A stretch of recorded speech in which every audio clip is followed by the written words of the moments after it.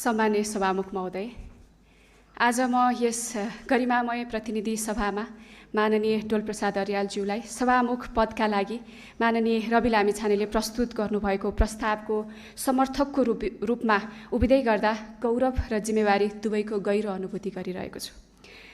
सम्मान्य सभामुख महोदय, सर्वप्रथम त म आज यस गरिमामय संसदमा उभिँदै गर्दा केवल एउटा प्रतिनिधि मात्रै होइन, चितवन क्षेत्र नम्बर 3 को त्यो माटोको स्वर लिएर उभिएको छु, जहाँ माडीको हनुमान झुलादेखि भरतपुरको पारस बस पार्कसम्म, गोलाघाटदेखि शिवाघाटसम्म प्रकृतिले आफ्ना अनुपम छटाहरूले भरिदिएको छ।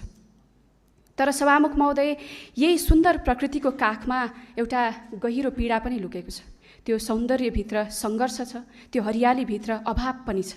आज म ती मानिसहरूको प्रतिनिधित्व गर्दै यस सभामा उभिएको छु, जो इमान्दार छन्, जो कर्मठ छन्, जो आफ्नै पसिनाले धरतीलाई उर्वर बनाउँछन्, अन्न उब्जाउँछन्, तर मल, बिउ बिजन, सिँचाइ जस्ता सामान्य आवश्यकताबाट पनि वञ्चित भएर निराशा र पीडासँग जुधिरहेका छन्। म ती आवाजहरूको प्रतिनिधित्व गर्छु, जसले वर्षौँसम्म लाल पूर्जाको नाममा गरिएको राजनीतिका कारण आफ्नै भूमिमा पनि भूमिहीन बनेर बस्नु परिरहेको छ।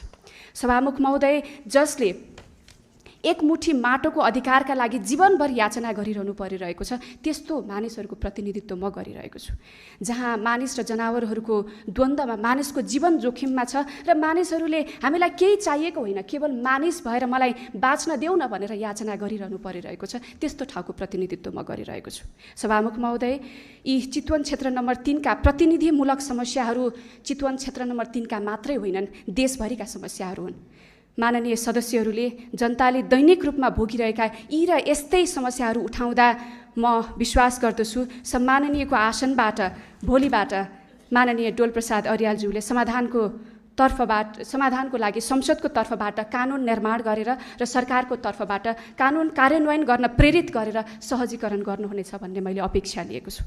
जनताको दैनिक जीवनमा भोगिरहेका समस्याहरू उठाउने सांसदलाई सम्मान्यज्यूले प्रोत्साहन गरी सरकारलाई सदन मार्फत यी आवाजहरू सुनाउनको लागि पहल गरिरहनुहुनेछ भन्ने मैले विश्वास व्यक्त गरेको छु। सभामुख महोदय, यसपटक 2082 को निर्वाचनले यो संसदको स्वरूप मात्रै परिवर्तन गरेको छैन, यसले देशको मनोविज्ञान नै बदलिएको सन्देश पनि दिएको छ।